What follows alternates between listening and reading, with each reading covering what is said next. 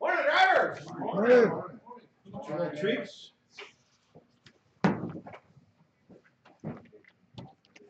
All right, so we are here to revisit our skills towards preparing for your road test. We have people that are joining us via the internet, broadcasting live.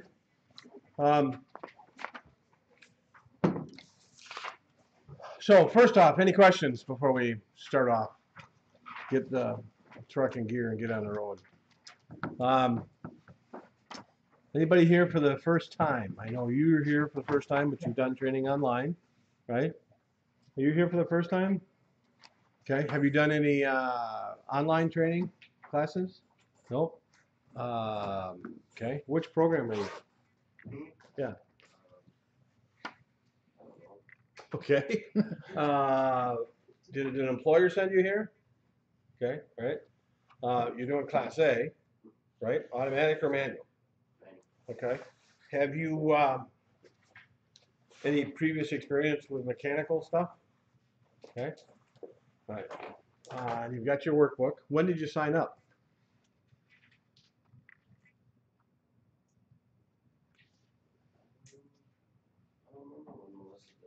Okay. All right. Huh? I'm Justin from the park. Oh, hi, Justin. Okay. All right. Now I know what's going on. All right. Well, yeah. I mean, I need to have a sense of where people are at. No, that's right. So the whole premise of what we're doing here today is getting you all ready for the inspection phase of the road test. Right. So the road test is a combination of the inspection test, the backing maneuvers test, and driving on the road, which includes the freeway.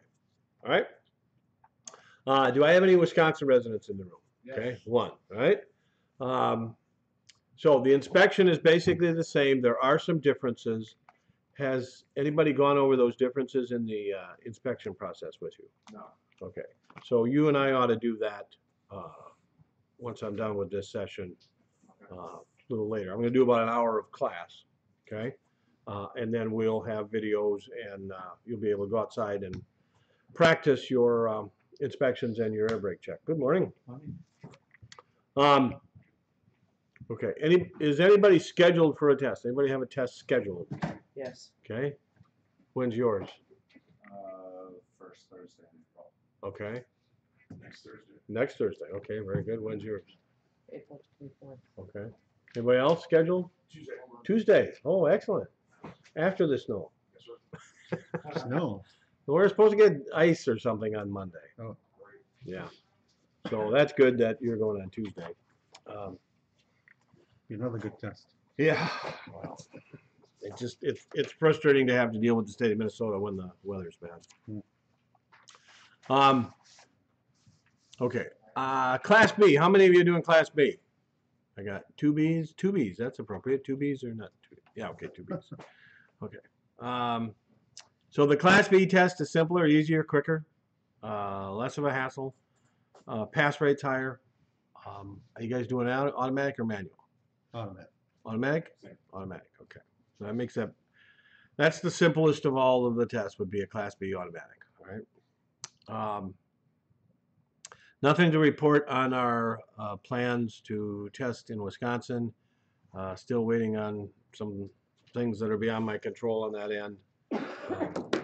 When things change, I'll bring you up to speed on that. So at this point, we're still going forward testing in Minnesota. With the biggest problem with that is the delay process. If you fail the test, it takes 2, 3, maybe even 4 weeks to get you back in for another test, which is not fair. Not fair. It's certainly not good customer service, and that's why that's one of the reasons that we're making this move to take all the testing in Wisconsin. I had hoped to have the testing in Wisconsin set up by the 1st of April, but we're not going to make that, being that only a week away. And incidentally, next weekend, we're still going to be here. It's a holiday for some people, but we're still going to be here next weekend. So we'll maintain our regular schedule up until Memorial Day weekend. That'll be the first weekend that we will not have class. So that's still good. 2 months, a little over 2 months away. So nothing to worry about there. All right. One thing that any questions? No questions? All right, so let me ask you this. On a scale of 1 to 10, how many of you think that you're at a 9 or 10 in terms of your confidence level for the inspection? Okay, how many of you are 7 or 8? Okay, 5 or 6? 3 or 4? 1 or 2? You haven't raised your hand yet. 0? Pretty close. Why do you think I'm here? Okay, well, everybody should be here, no matter where you're at in this, okay? Don't get overwhelmed with this. The basis of the inspection is you are going to point out components. In Minnesota, we get to use a checklist. You're not going to have the same checklist in Wisconsin. Do you know what the checklist looks like in Wisconsin? No. I'll show you, okay? So you have to know where every single one of these components are. There's a lot of components, less for B than A. So fine. This is going to be our list. Well, that's the condensed list. The checklist with our logo on it is the condensed one. The one on the screen is the one that the state is going to give you to take your test with.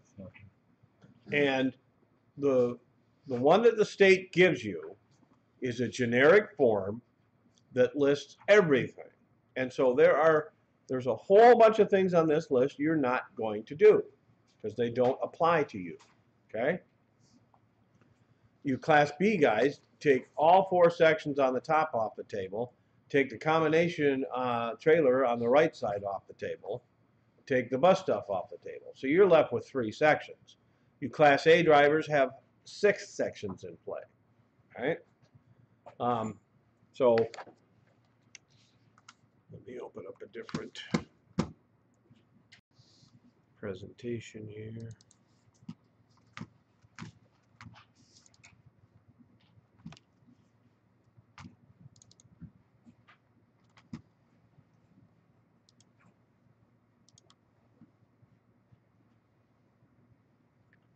When you get to the exam station, they're going to provide you with a brand new checklist, brand spanking new one. And they're going to tell you, they'll mark it up, identifying what you have to do and what you don't have to do. Get this thing to open up here. You cannot use a checklist that's prepared in any way, can't have any notes, can't have any flashcards, nothing of that nature, okay? So you Class A customers, you have 6 sections in play. You Class B students, you have 3 sections in play. Now, section 1 and 2 on this checklist, which is the same as section 3 and 4 on this checklist, you're only going to do one of those. You Class A drivers are always going to do the connections between the truck and trailer. You're always going to do the trailer. Everybody does the in-cab part.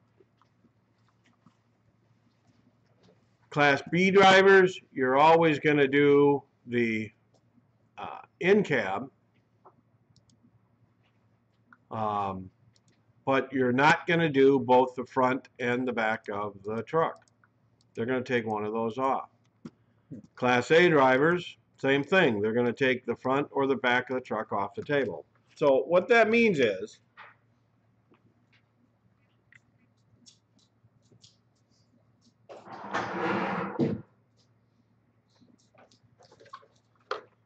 all of you are going to do what's going on in the cab. Everybody does that. Okay? You Class A drivers are going to do the connections and the trailer.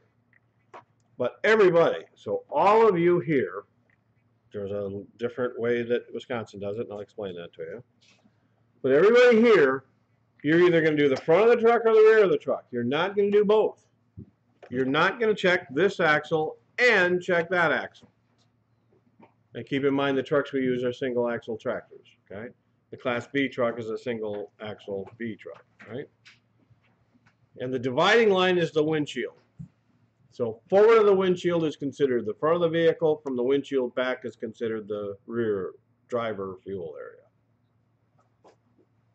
So you're not going to check both of these, one or the other, and you'll find out when you get there, okay? We don't know, you don't know, you have to be prepared to do the whole dang thing. All right. So bottom line is, you all need to know exactly where all these components are on this checklist. Now, if you're mechanically inclined, that would be easier for those of you that are mechanically inclined than it is for those of you that aren't. So if you aren't mechanically inclined and experienced, then you may not know where any of these things are. You may only know where a couple of them are. Maybe you know where a few of them are. So someone that has no previous mechanical experience is going to take some more time than the person that does in order to learn where all these components are. Then you need to know what to say to the examiner in order to appease them. And the mechanically inclined person, you got to be very careful, drivers. If you are a mechanic and you make the assumption that you already know how to pass this inspection, you are going to learn the hard way. You'll get cut off at the knees. And what's so frustrating about that is that a person with no mechanical aptitude whatsoever is going to tell you you failed the test. Okay? I mean, it's just, and again, that's why we're making this big quantum leap and going to Wisconsin, is because in Wisconsin, the examiners have to have previous experience with these vehicles in order to be allowed to test in them. In Minnesota, that's not the case. In Minnesota, these examiners are not truck drivers. It's so ridiculous, and this particular agency is just so incompetent. They just allocated yesterday $10 million towards the Driver and Vehicle Services Division in Minnesota to help them with the licensing and titling process. And $380,000 of that is to track what they're doing. And report back to the legislature as to how they're doing. I mean, we're spending $250,000 in the next year just to track whether they're idiots or not still. I mean, it's just unbelievable. I thought we already have state auditors that do that. Well, they allocated special money to report on a more real-time basis to the legislators as to what's going on. Okay, it just and it's the way they manage things down there. And the problem is they have this attitude of, we know what we're doing, don't tell us what we're doing. Don't tell us how to do it. We know how to do it. Well, it's not our fault, it's all screwed up, it's somebody else's fault. I mean, it's just ridiculous. I wish that a governor would have the courage to just say, you know what, all you guys here, you're all fired. See ya. Bring in some new blood, but whatever. So the problems at Department of Public Safety go way beyond testing truck drivers. I mean, there's some deep-rooted serious problems there that are affecting us in a lot of ways, but it's affecting you at this point in time in your life because the biggest problem is the delay. You may very well fail the test, not because you don't know what you're doing, but simply because of the way they've got the system set up. It is set up to create failure. They have a pass-fail quota. You know, I'm broadcasting this live. I'd love it if somebody from Department of Public Safety was listening in. You know, their blood pressure is going up because I'm beating them up big time, but I'm telling you, they just, you know, and I couldn't work for these people. There's just no way. I can't put up with that level of incompetence. I won't participate in it, okay? Now, I understand how many people that work for this department have just bit the bullet, and I've got friends that have worked with them for 25 years and retired, and you know, they needed the job, they needed the benefits program, they needed the retirement program, and so they just went to work and bit the bullet and put up with it. I couldn't do it. There's no way. Just can't.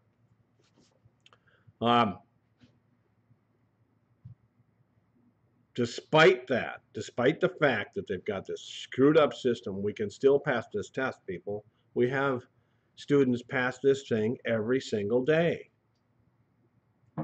Now, occasionally we get people that their abilities are such that they're just not going to be truck drivers. That happens occasionally, right?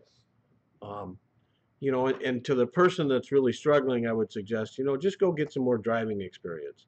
Maybe if somebody's struggling with Class A, I'd say go get a Class B license and go get a Class B job and do that for a while. You know, sometimes people need to wean themselves into it and take it a step at a time. But the majority of our students are going to be able to pass this test the first time. You might get shortchanged by the state, and if that's the case, well, we'll go back and do it again, and don't feel bad about that. The inspection part of this process, drivers, every single one of you should pass this thing the first time. There's only one reason for you to fail this inspection. You're not prepared well enough. And part of what you need to accept is that some of you need to spend more time at this than others. And even the mechanic who is previously experienced needs to understand you have to learn how to conduct yourself in a way that they are going to approve your quest to get a license. So it's the old "when in Rome, do as the Romans do." Okay?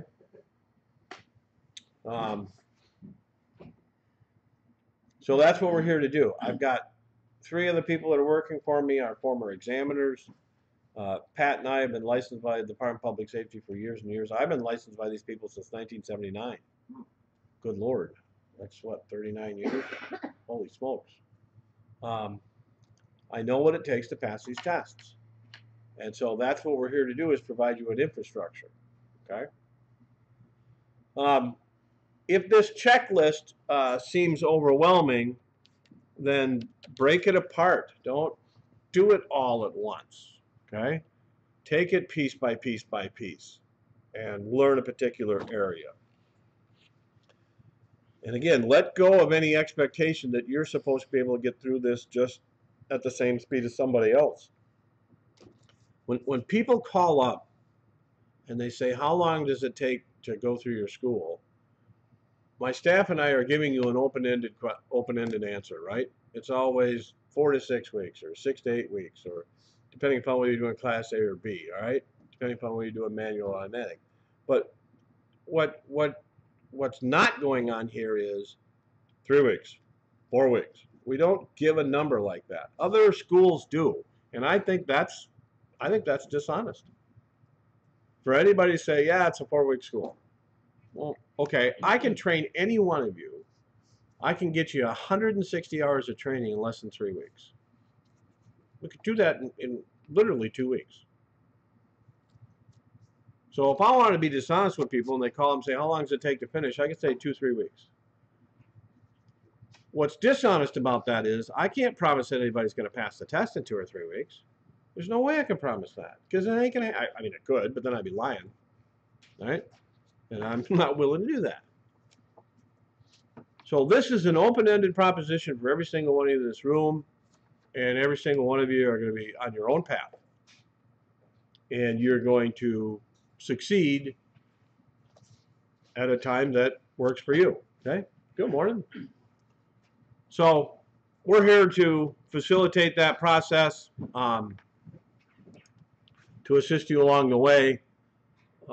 Just let go of any expectation that you're going to do it at the same pace as somebody else, okay?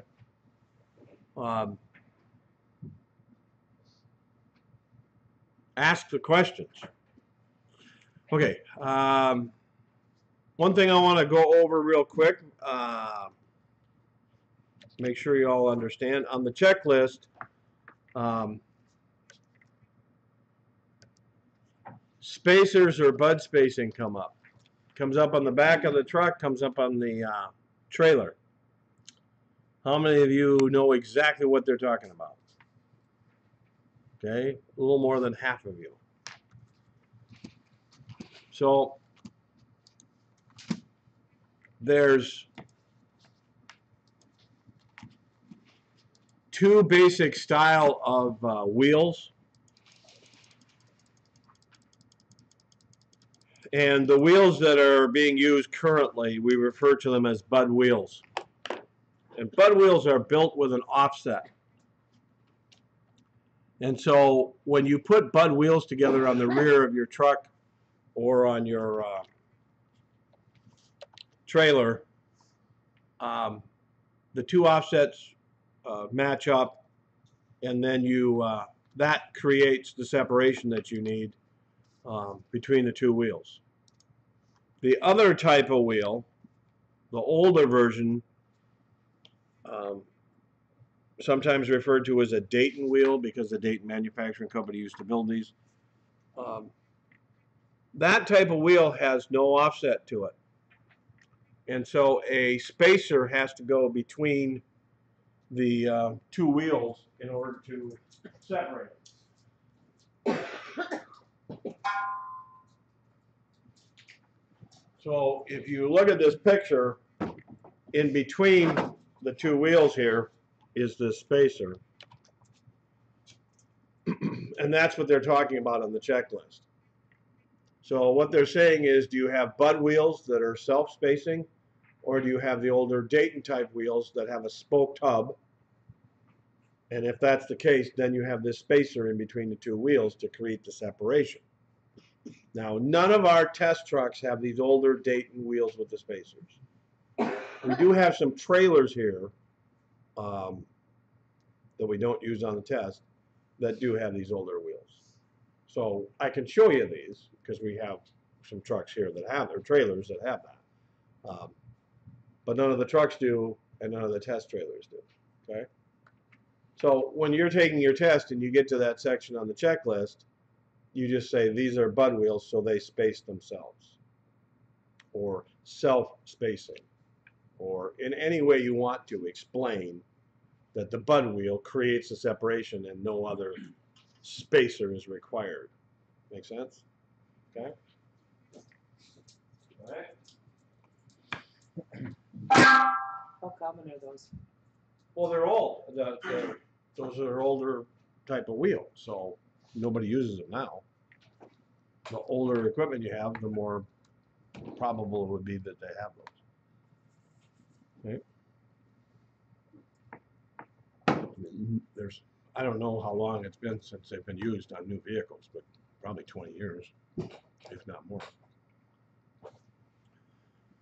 But it's on the checklist, so you got to talk about it. All right. On the rear of your truck and on the trailer, you could have springs, torque arms, or airbags, and any combination of those three. The difference between a spring and a torque arm, look at how the spring mounts at 3 points to the frame twice and to the axle. A torque arm, they call it an arm because it attaches to the frame and the axle, and that's it. So it acts more as an arm than a spring, which is like this. Make sense?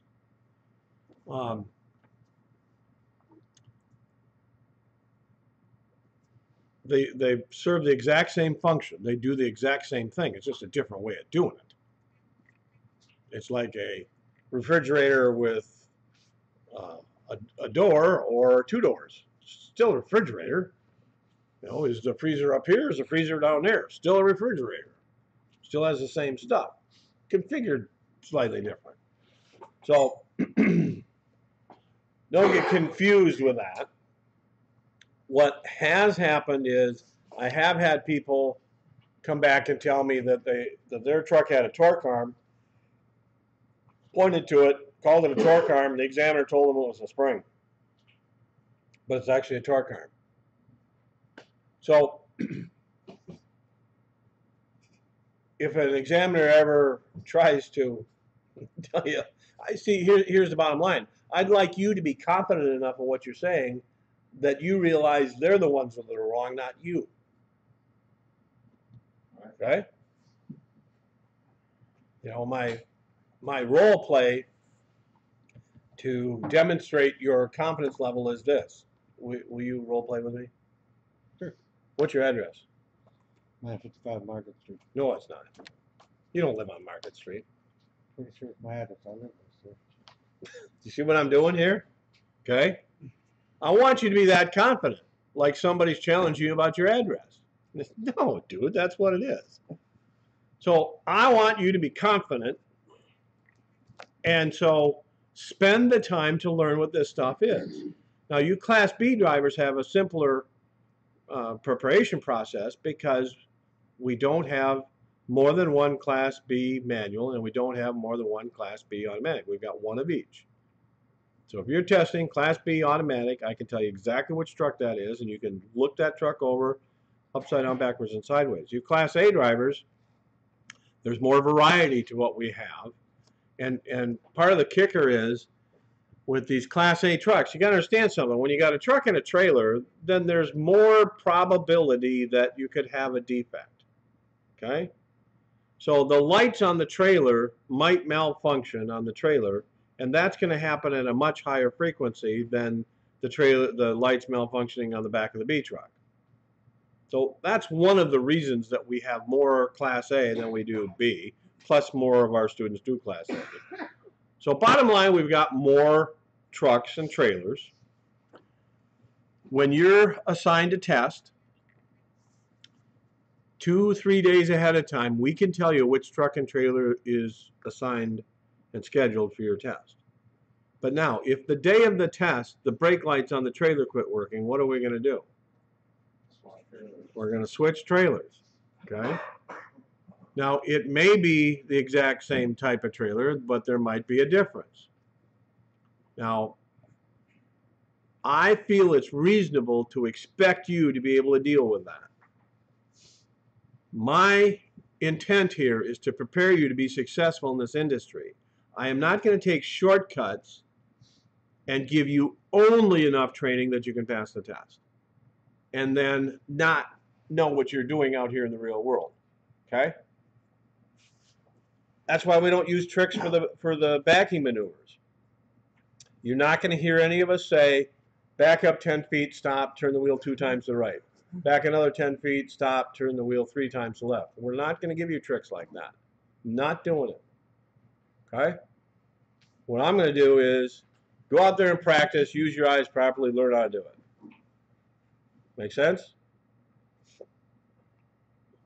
You know, that's my business philosophy here. I would never own a restaurant that I can never own a McDonald's. Okay? I don't believe in that stuff. I'm a health nut when it comes to food. So I couldn't sell that stuff and take people's money and feel good about it, okay?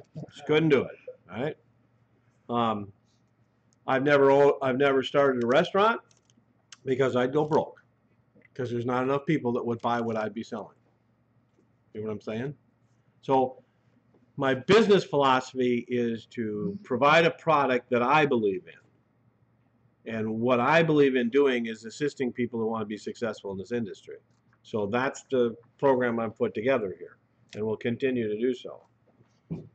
So if somebody comes to me and says, well, why do you have all these different things? It would be easier if you just had one. Yeah, you're right. And I'm not going to make it easy for you. Because then this industry will chew you up and spit you out. I guarantee you that. This industry expects you to be able to be competent, to have some idea what the bleep you're doing out there, okay? So I want you to spend the time with these trucks and learn the difference between a spring and a torque arm and an airbag, okay? If you've got airbag suspension, now this gets a little confusing for people. If we look at the checklist for a second. When you're talking about the rear suspension on the truck or the trailer suspension, you've got airbags here and then air mounts there. Okay? So there's a distinction between the air bag and the air mount. Okay? This is the mount. This is the bag. All right? And I had it upside down. I don't know if anybody noticed that. And it's an airbag. Okay? So when you're checking the air bag, what would you check it for? Leaks, Leaks? cracks. Exactly, right? The mounts, what would you check the mounts for? Securely mounted. Securely mounted. The bolts are not loose or missing. Got that? There's a top mount and there's a bottom mount. There you go. So there's your, this is the bottom mount down here. That part, and the metal, this up here is the top mount. Okay? So your truck may or may not have an airbag suspension on the rear. Your trailer may or may not have an airbag suspension on it. Right? So you look underneath there and figure that out. All right? From a practical perspective, a airbag, it has a life cycle. These things do wear out over a period of time and do leak. They get dry and cracked, and it's rubber. It's like any other rubber component. It'll eventually fail. They do last a pretty good long time. They're pretty reliable. You know, a more likely leak is going to be in the valves and lines rather than the bag itself. But the bags do periodically fail. It's not a common failure, but they do. It does happen. So from a practical standpoint, do I inspect my airbags every day? Nope. Do I check to make sure my suspension components are mounted securely every day? Nope. But remember, the premise of this test is that the feds want you to be capable of walking up to a truck that you've never seen before, that's been sitting in a farm field for 6 months. And you're supposed to be competent enough to figure out if that truck's safe to drive. So that's the level of competence that they're testing you at. Is that what you need on a daily basis? No. But that's what they're testing you to. All right? I think that I would do this different if I were in charge. I would do the testing process a lot different. I would create vehicles with defects, and I would expect you to find the defects rather than having you walk up to a perfectly good truck that has no defects and explain in English what you might be looking for. So their method of doing this is the cheap way of doing it. I don't believe in doing something the cheap way if it's safety related. You know, we have brakes on the passenger side of all of our trucks. The only exception to that is a couple of the Class A trucks are configured with trailer brake valves that the instructor can reach. So we use that as the instructor brake.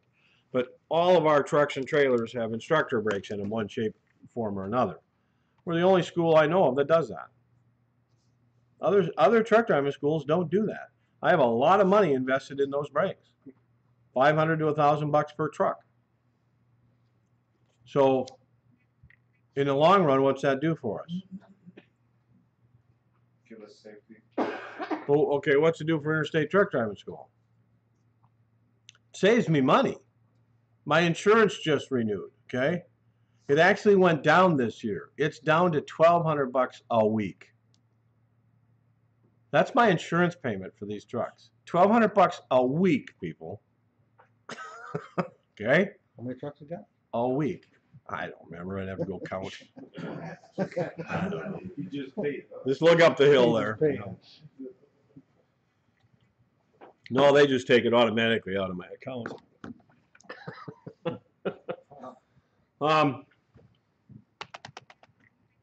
How much would it be if we'd had any accidents? It would be more. Okay? It could be double of that. Easy. Easy. So I invest in safety and it pays off. So the way the state is doing this is a cheaper method of doing things, and we're just going to have to deal with that. Communicate with these examiners. We're using pointer sticks. Remember to point to the component, but then turn and speak to your examiner. Do everything you can to establish a rapport with your examiner, okay? Just like I did with the two of you that haven't been here before on a Saturday, okay? I mean, who are you? What are you doing here? Oh, I get it, okay? But it's what I'm doing is I'm establishing a rapport with people. I mean, I feel a responsibility to do that as the instructor here, is to have some connection with every single one of you.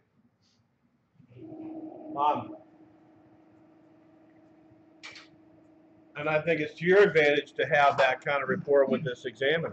You're going to spend a half hour to 40 minutes outside the truck and in the cab before you start driving. Is this examiner going to have some sort of impression of you before you start driving? Yes. And what kind of impression of you would you like them to have?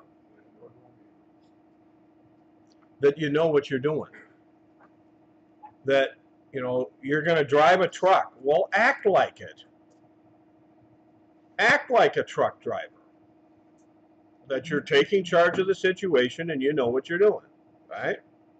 So you establish that rapport, connect with them, make eye contact with them, look for verbal cues. If you're messing something up, I mean, if you said something stupid, you could see that in the other person's face, can't you? My wife tells me what I'm saying all the time without actually saying it, okay? I'm the luckiest guy in the world. I got the sweetest wife. Thank you. I'm serious. She's just a sweetheart. And the thing is, we can communicate with each other without saying a word. It's pretty cool. And from a good distance. Okay? Anyway.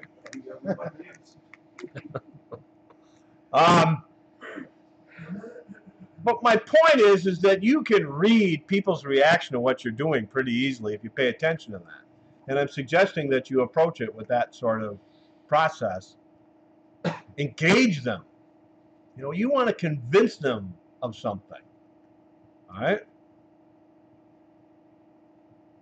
Think of how many people they got to deal with on a constant basis. I mean, that's, and I could never do that job. I love the teaching part of it, especially because I do get to establish a rapport with people and get to know them and have a sense of what they're doing. Okay? So their job is pretty tough. I mean, they come out cold, do an inspection, get in a truck, and start driving around with people. Incidentally, did you hear what happened in, was it Buffalo this last week? Oh, yeah. What happened? Some kid drove his parents' vehicle So this 60-year-old examiner goes to give this 16-year-old kid a test. They're parked right in front of the exam station in Buffalo there. Examiner says, okay, go ahead and back out. Kid put it in drive, hit the gas, drove into the building. That's actually where I got my permit. Right there at that same place? Yep. And so, of course, everybody asks, did she pass?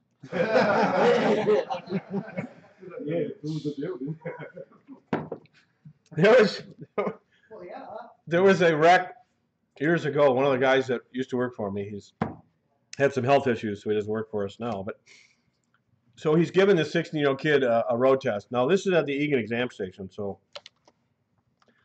let me make this an opportunity to show you something here. These exam stations where we're taking you all have been around since the 60s. We've been, and the reason we're going there is access. These exam stations are synthetic, they're goofy. Get my computer to cooperate with me here. And one of the hazards that used to exist back in the 60s when they built these places is what we call uncontrolled intersections. In other words, an intersection with no stop signs, okay? And you're going to drive through such an intersection on your road test. It's right there where the... So that intersection right there has no stop signs for anybody, okay?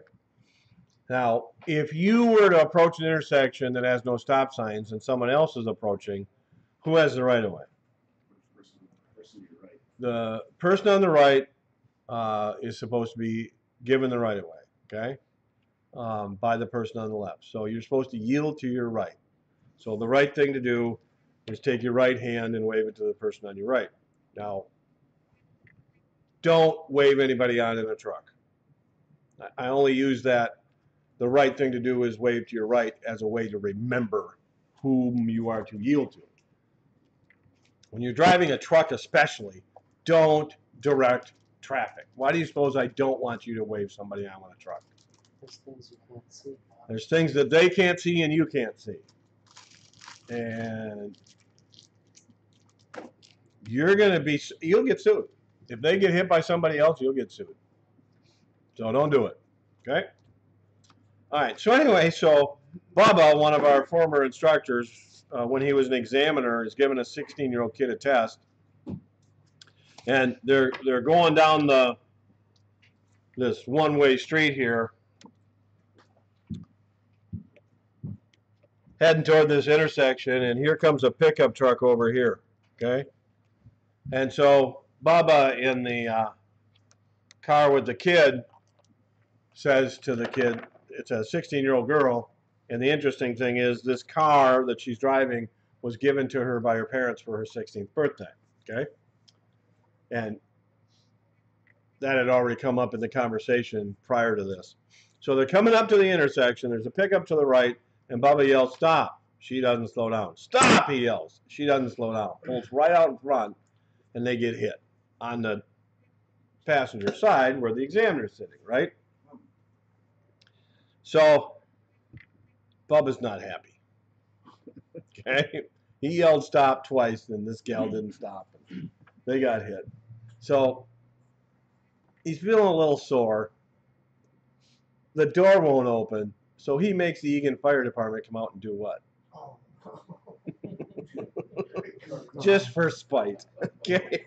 He could have gotten out on the driver's side. Okay?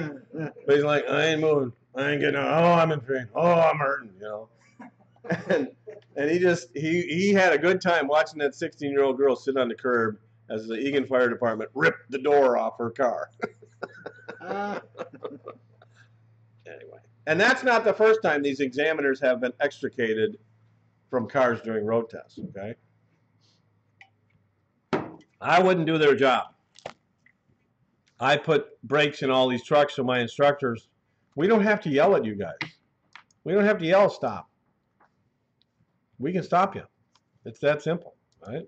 Didn't they wreck one not long ago coming out of Eganville? Well, they have wrecks out there on a kind of regular basis. Was the person in the pickup a student too? I don't think so. I think it was some guy that had just gone there to renew his license or something. And they have had at least one fatal out in front of the place. They've had. I saw a Ford Expedition pull out in front of a Honda Civic, and it rolled the Navigator, the Expedition, because the Honda went underneath it, launched the SUV. Saw that exact same thing a few days ago, incidentally, with a collision between a pickup truck and a Honda Civic, and the pickup truck ended up on its side. Okay. The point here is that I got to this by saying you should have a dialogue with the examiner. So going into the truck, one of the things that I advocate you do is talk to the examiner about what you're doing. So I'm suggesting you establish a dialogue and a rapport with them during the inspection process, and then you carry that on as you're doing the driving. So if you were coming up to this intersection with no stop signs, and if I was your examiner, I would want you to tell me you know it's an uncontrolled intersection. So I would suggest that when you come up with this intersection on the test, you say to the examiner, "Geez, there's no stop signs here. This is stupid. You guys ought to put stop signs in." That's what I would say. And you know what? The examiner go, "You're right. They should. But they're doing this to test people, so we got to deal with it." Okay? But what would that convey to the examiner if you said that? You know what you're doing. You have a good understanding and grasp of the situation at hand. Now, you may not have a personality where you talk a lot. You know, I talk for a living. It's easy for me to chat with people, okay? You might not be so inclined. Do the best you can. Step up to the plate here. It's in your best interest to communicate with these people. Now, if you're talking about task at hand while driving this truck, if the examiner starts to say something, what is it that they're going to say? What are they opening their mouth for? Give the instructions. Give you directions. So what should you do the minute you hear words coming out of that person's mouth? Listen. Zip it and listen. Okay? Yes. When we get to here, what's the protocol? Should we slow down no matter what and just kind of look both For that intersection? Yeah. Absolutely slow down for it. But don't stop then? If there's not a reason to. Okay. Okay, so here's a little bit of 2 cents on that. During this test in Minnesota, you can lose points for unnecessary hesitation and also unnecessary stopping. Okay? Now, unnecessary means it's not justified, correct? Right. So, if you slow down and you explain to this person why you're doing it, that justifies it, doesn't it? Yeah. See, you're driving this truck. The examiner's sitting next to you. They're evaluating you, right? Okay? You do something. With no communication from you, if you're not explaining what you're doing, then that leaves the table wide open for the examiner to judge that any way he, she, or wants. Okay, so they take points off. At the end of the test, they give you a critique. Well, I took points. You slowed down for that one there intersection there. You shouldn't have done that. And then you come on, well, sir, there was this kid on a bike there. And now, if you come up with a justification after he or she has already scored it and potentially failed you for it, do you think coming back that this examiner is going to negotiate with you and rescore you and pass you? No. That ain't going to happen. So you got to nip this in the bud and tell them as you come up to the intersection, there's a kid in a bike over there behind that tree. I want to slow down a little bit and make sure there's nobody behind me right now. And then what happens, that freezes this examiner's check mark here. Okay. These examiners in Minnesota are under a pass-fail quota mandate.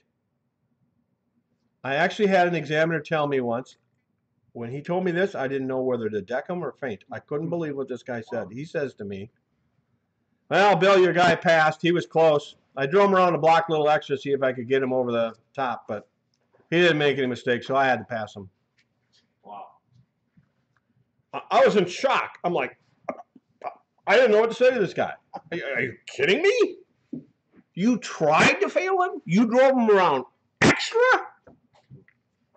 But you had to pass him? Okay. So you can lose points for unnecessary hesitation. You can lose points for unnecessary stopping. So justify everything you do. And to a large degree, I think that takes that off the table then. Okay? And I would argue that point. I mean, if I came up to that intersection right there, that uncontrolled intersection, and there's trees there, as you can see. Let me zoom out a little bit. You can see trees there on the corner, okay? So your vision is somewhat obstructed. So if you drove up to that intersection, you slowed down, you said, geez, there's no stop signs here. I'm going to make sure it's safe here before I continue. There's nobody behind me, so that's okay. All right, we're good. And then you go. So later the examiner fails you. You fail by 2 points. And part of them 2 points is this deduction or unnecessary hesitation. Remember something, people. We got this on dash camera. We got a camera in that truck recording this. Both in and out, right? Okay?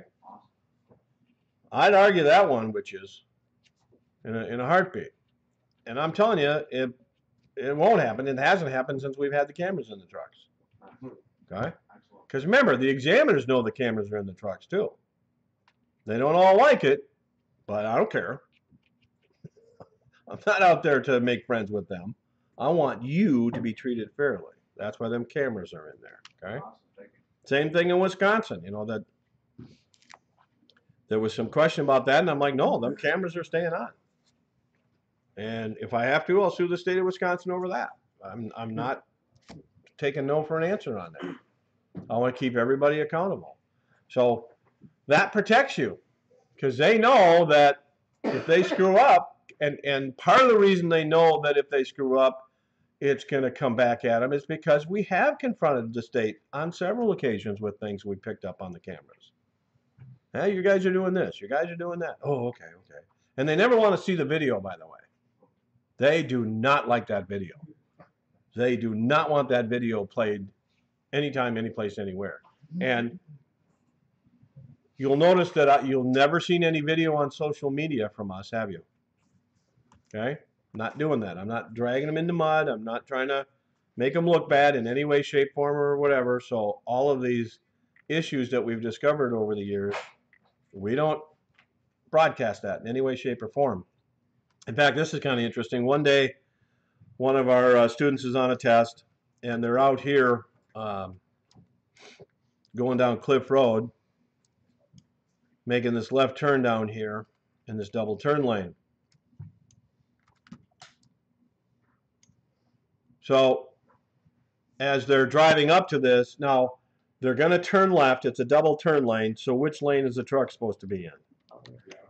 The outside lane, the right of the two lanes, correct? The right of the two turn lanes.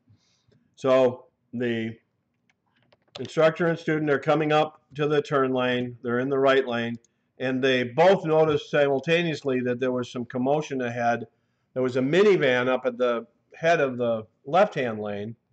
And there was a woman outside of the minivan over on the passenger side acting in a panicked fashion.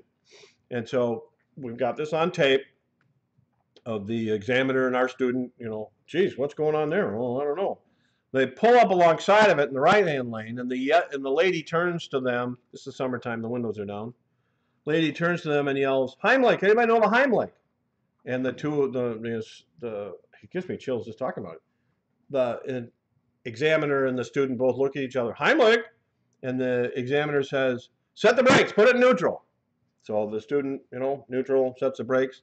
The examiner jumps out of the truck, runs around the front of the truck, and we got this on tape, right? The examiner running across the front of the truck, 2-year-old child choking on something. This examiner gives the kid the Heimlich method, saves his life.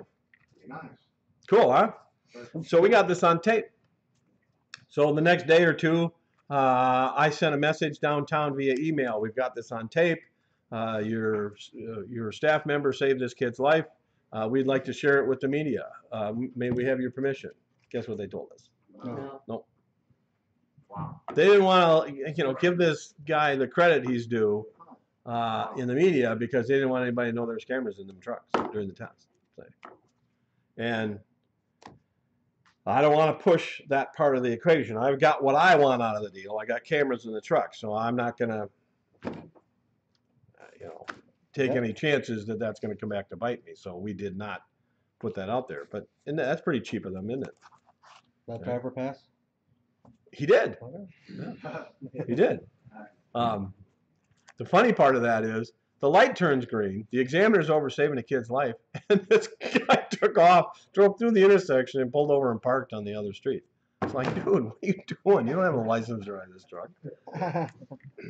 Incidentally, when you take your test, leave the truck where it is. Don't go driving off with it. That does happen occasionally, where people drive off with our trucks.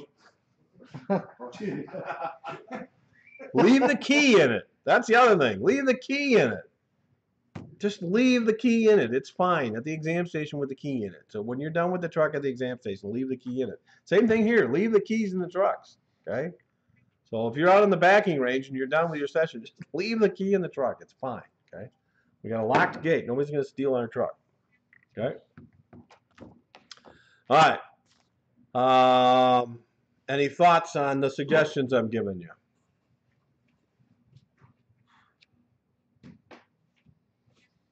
This is a challenge.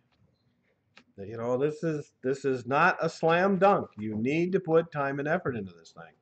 This Wisconsin process, I found out just the other day that I have to take a test for the state of Wisconsin as the owner-manager of the school. So I'm studying. I can show you my flashcards.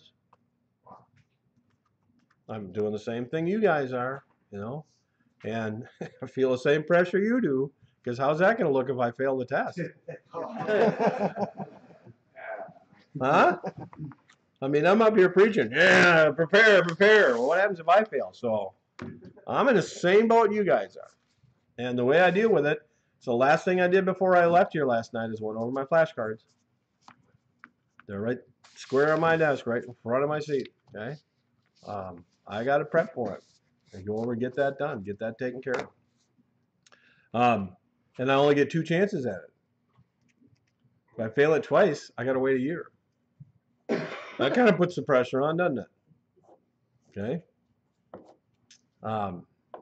You guys got a few more shots at it, so I'm under the gun here a little bit.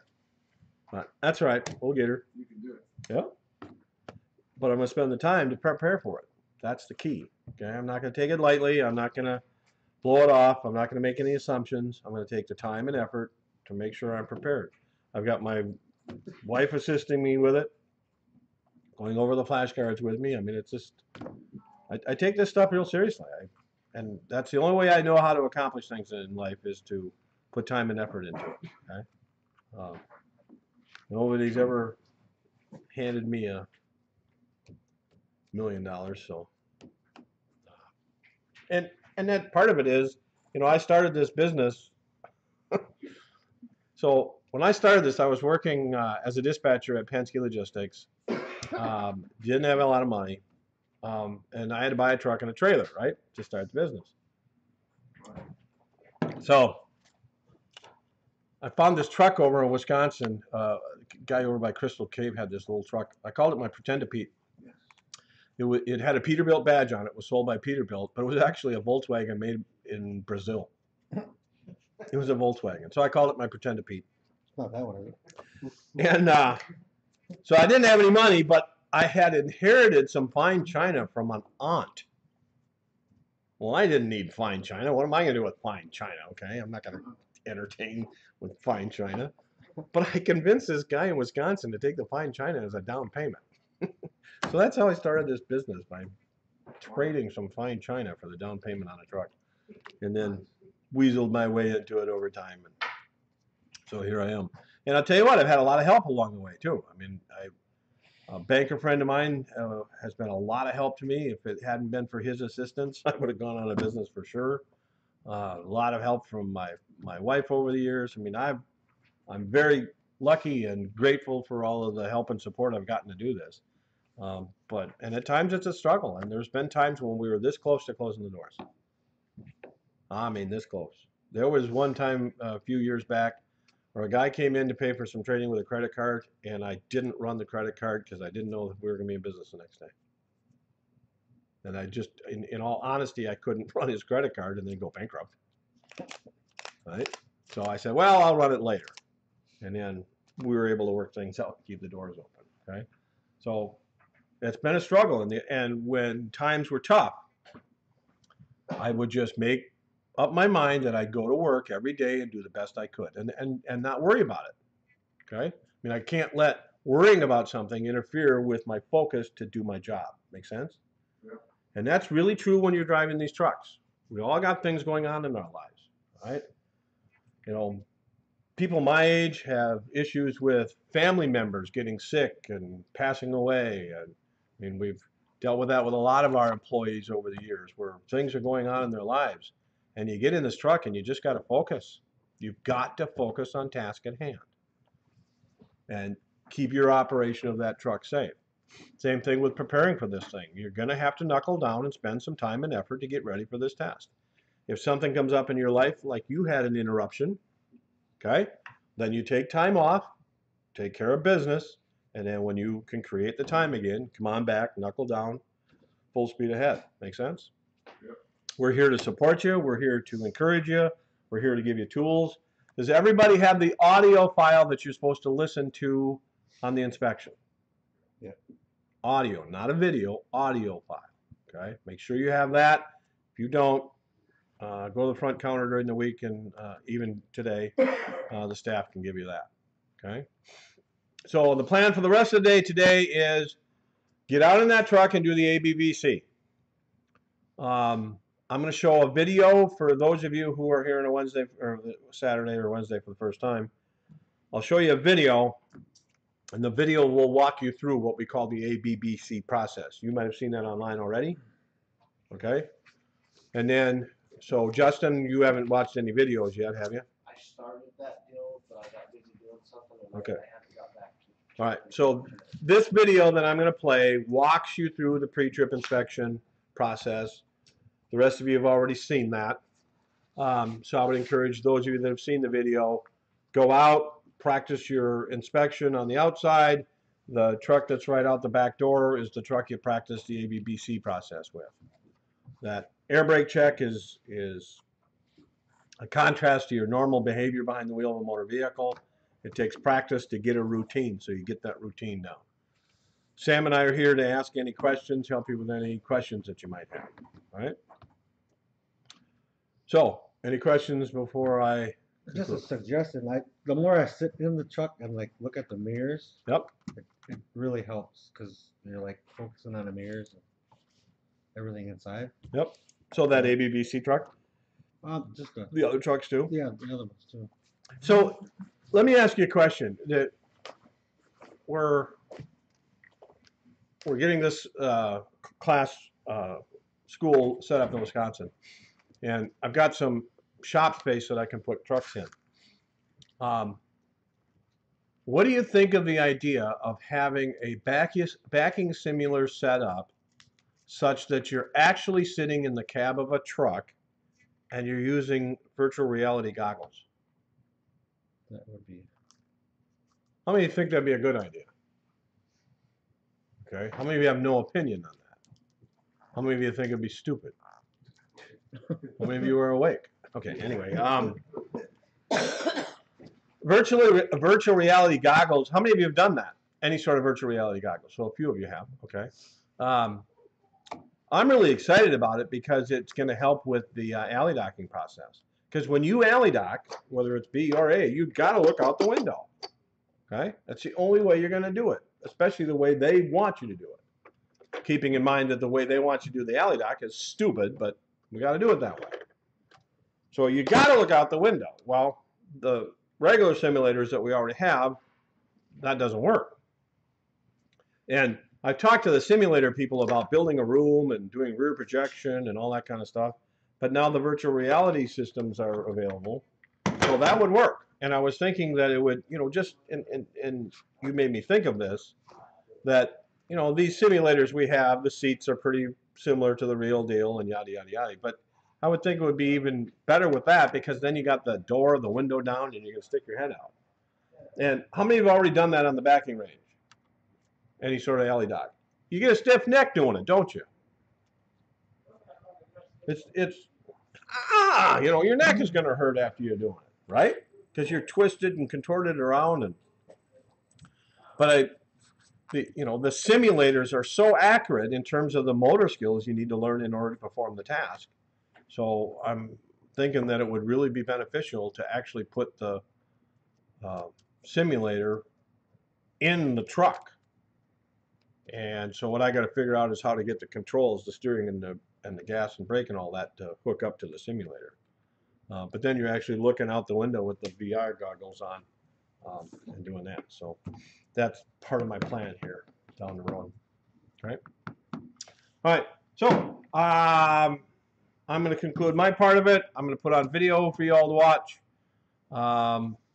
Let you and I sit down for a little bit, talk about Wisconsin. And I'll connect with you two a little bit later this morning too, since this is the first time you've been here live in person. Any questions? Yes. I got one question about the tire inspection. Okay. Do we need to actually check the tread depth during Nope. the inspection? Nope. And also, a mallet is okay during the inspection? Is that Nope. gonna be Don't worry. Don't do it. You can explain it is done that way. I would prefer you explain checking tire pressure by saying using a gauge. But you're not doing an inspection, so you're not going to check the oil. You're going to point to the dipstick and explain how it's done. You're not going to check the tire pressure. You're going to point to the tire, explain how it's done. So you're not doing any of this. You're explaining it. You're reading them a story. You're not performing it. Okay? Any other questions? Okay. All right. Class dismissed. I'll put out a video. I'm going to shut down the live stream now. I'm Bill Collins. Have a good day. More important, have a safe day.